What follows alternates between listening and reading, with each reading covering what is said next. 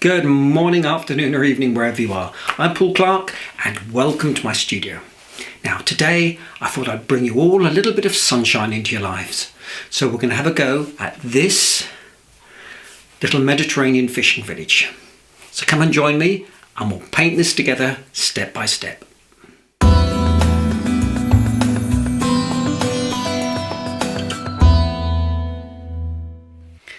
Okay, so for today's materials, my paper is some 300-pound Winsor & Newton Professional rough texture.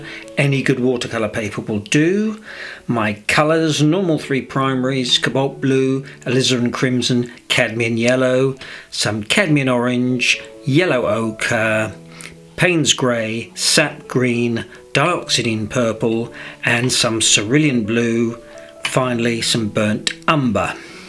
4 brushes today, number 12 round, 3/4 inch flat, my trusty number 3 rigger, and my mop. Now, a couple of you noted that the Hammers mug didn't show last week, so special appearance today. So here's the reference. It's an old tourist painting done in oils which belonged to Margot's parents. Now she believes that they brought it back from holiday, and to me it definitely looks like the Mediterranean, possibly Greece. Now I just love the 50s feel to it, and I'd love to find out more about the artist, so if anyone has any ideas I'd love to know. Here is the signature. Now I've not managed to find anything online.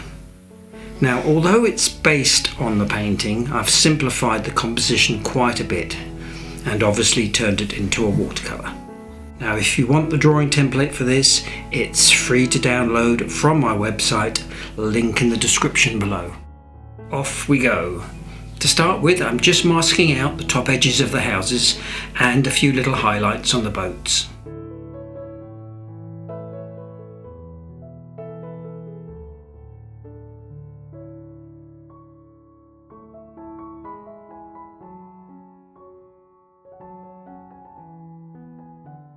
And now with my mop, I'm just wetting with clean water the sky right down to the horizon line with the sea. Now using my flat brush, this is a 50-50 mix of cerulean blue and cobalt blue. And now straight in with a touch of alizarin crimson.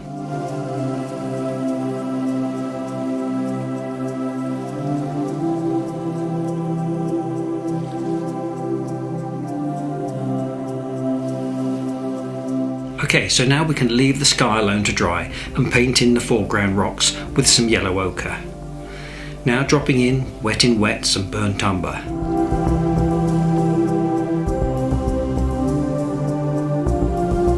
Now to add a bit of interest, I'm also dropping in some cerulean blue and some purple.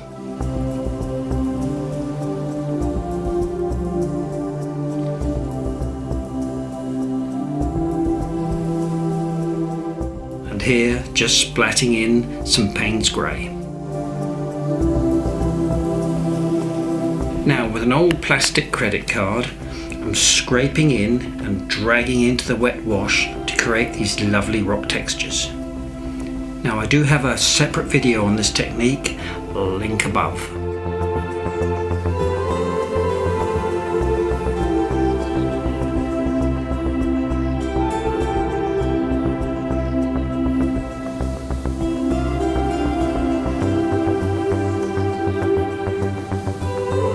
Next, when it's dry, I'm painting in the distant mountains in cobalt blue and lightening the value as I move towards the distance. Here, wet, some sap green just on the left hand side. Now it's time to remove the masking fluid.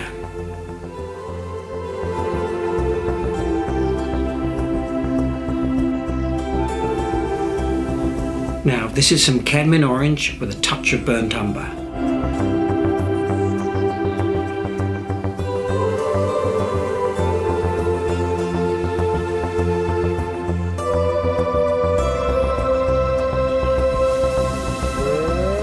And here, with a damp brush, I'm just lifting out a few hints of light.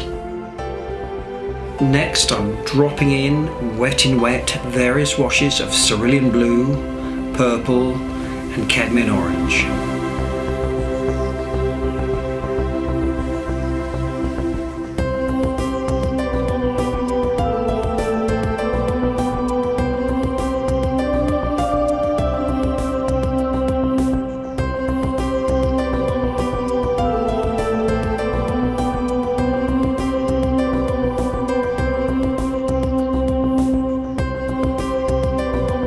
Next, continuing on into the bank here.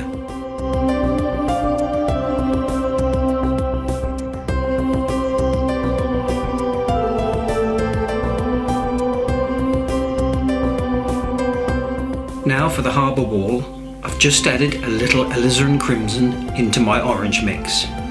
If you have, say, some burnt sienna, that will do splendidly.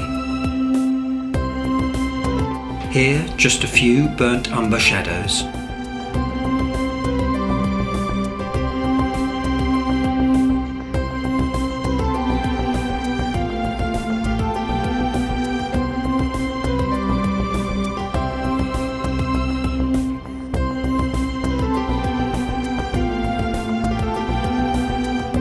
Now, what I often do is if I have a particular colour on my brush, I'll look around the rest of my painting for anything else that needs to be that colour. It just saves so much time.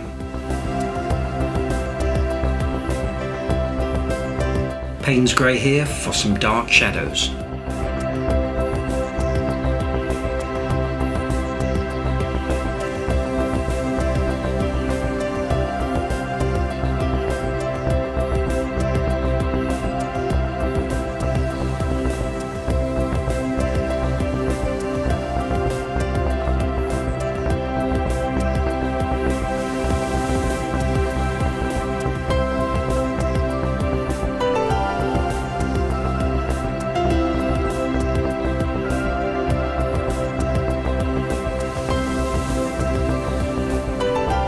Here I'm just running a little line of yellow ochre because, by more luck than judgment, I've just discovered a little coastal village in the distance. Now we need to let this totally dry, so it's a perfect time for a short break and a shot of neat ouzo.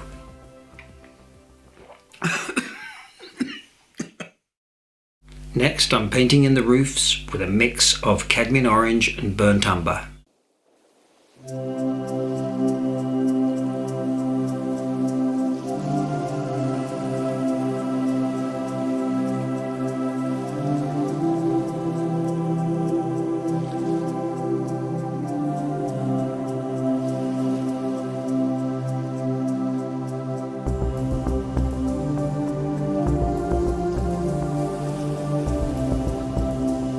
Now for the shadow, I'm mixing in on the paper a combination of purple, cobalt blue and cadmium orange.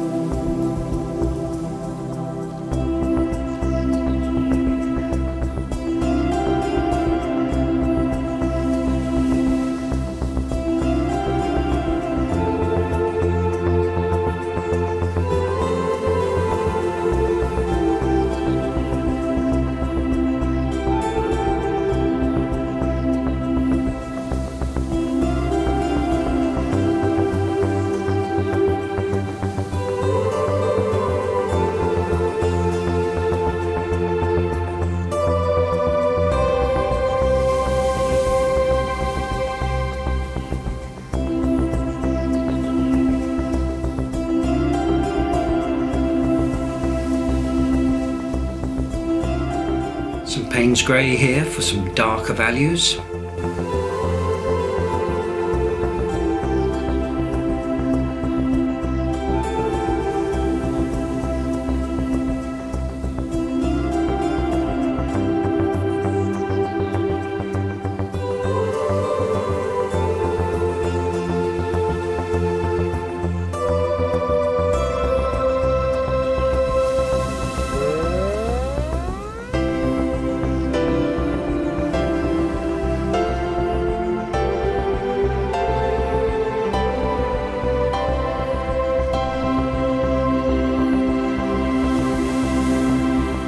Next it's the sea, and I'm simply using clean water here.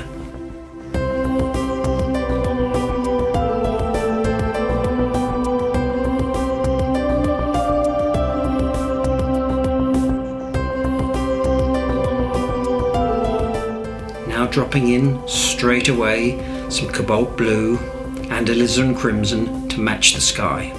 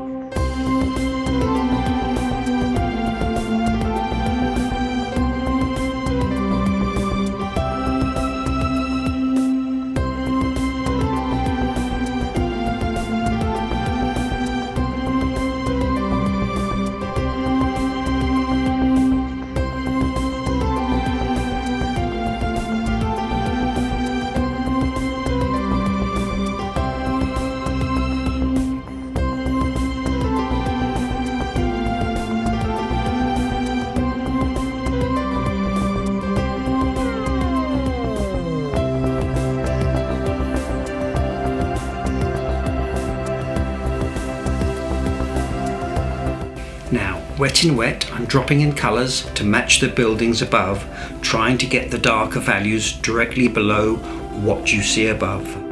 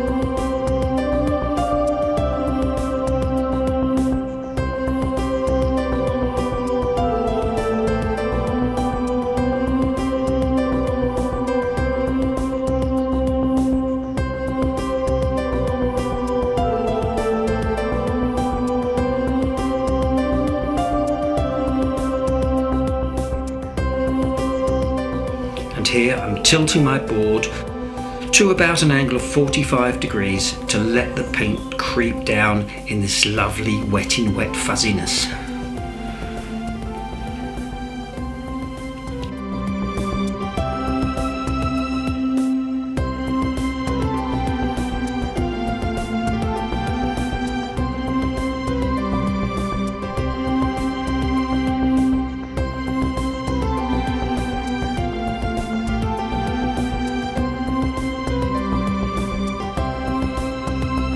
Now the sea is dry, I can paint on top some transparent blue ripples.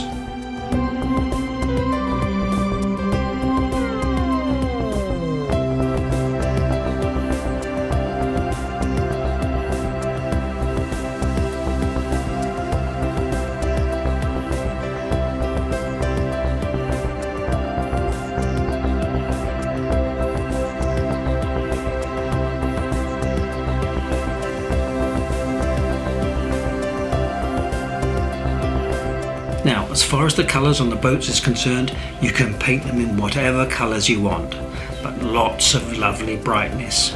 And make sure you drop into the wet lots of strong shadows as well.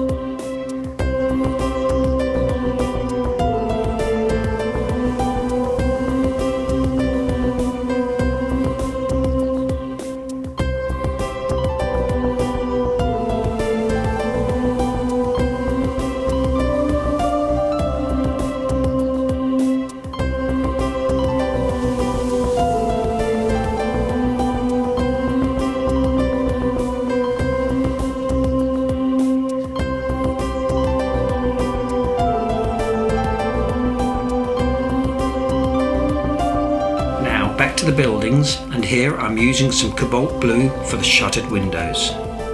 Next was some Payne's grey for some details. Now it would be tempting to use a smaller brush, but keeping with my number 12, it stops me making things too precise, so the painting has a nice, looser, relaxed feel. The windows will just lose that natural feel if you squared them all up.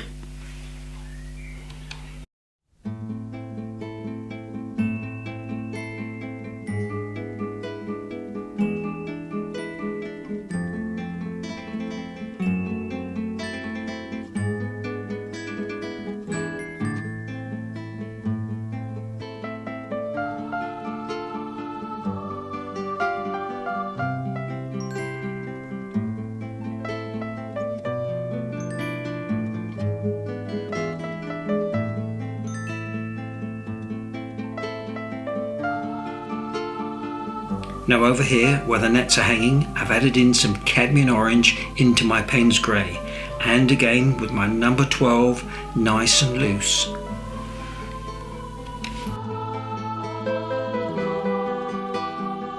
Okay, so now to remove the rest of the masking fluid. And then knock back the white with a touch of yellow ochre.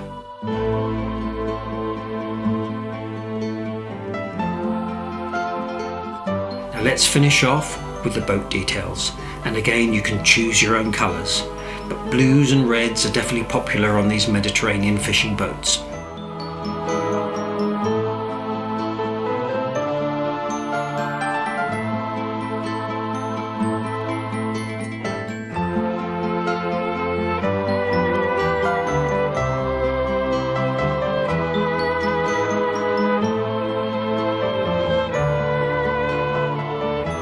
Don't be afraid here to come in quite strong for the shadows.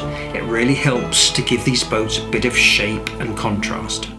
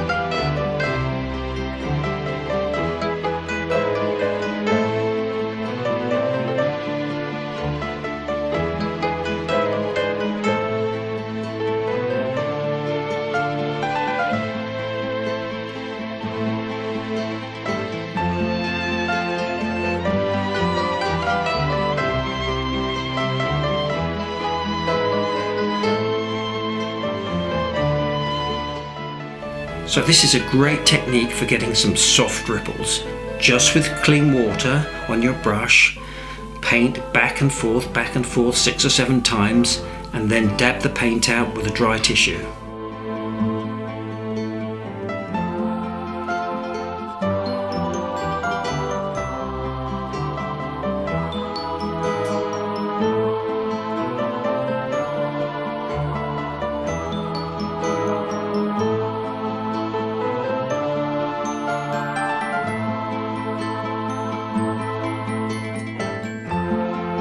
What I'm doing here is trying to get the reflection from the light side of the buildings hit by the sun above.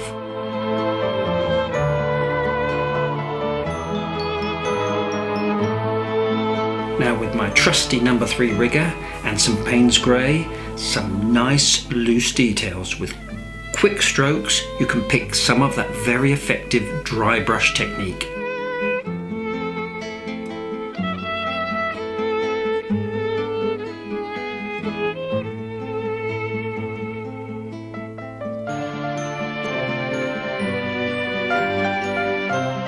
And here I'm painting in the little fisherman, and you can see he's clearly looking forward to his wife's moussaka later on that evening.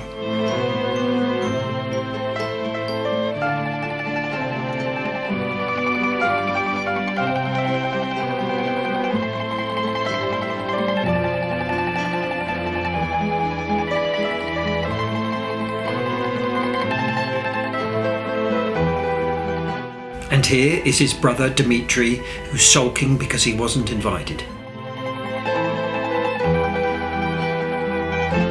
So just try and paint these as quickly as possible.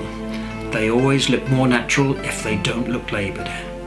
If you're confident enough, try and paint as much as you can with one brush stroke.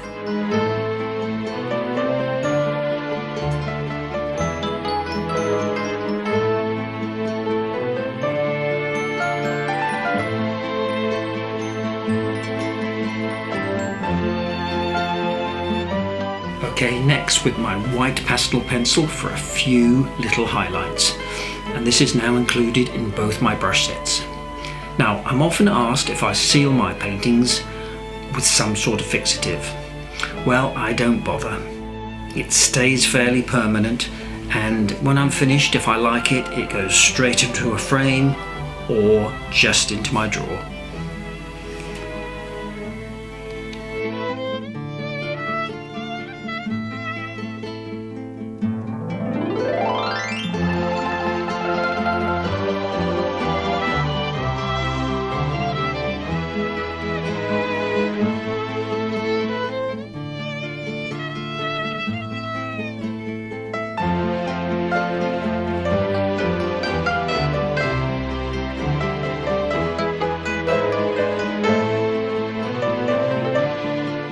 So, are we done?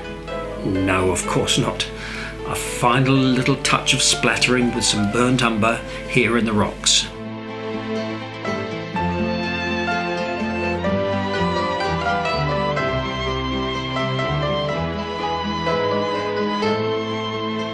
Now we're done. And I'm quite pleased with it. It's perhaps a little bit chocolate boxy, but hey, I don't mind that. I like a bit of kitsch now and again.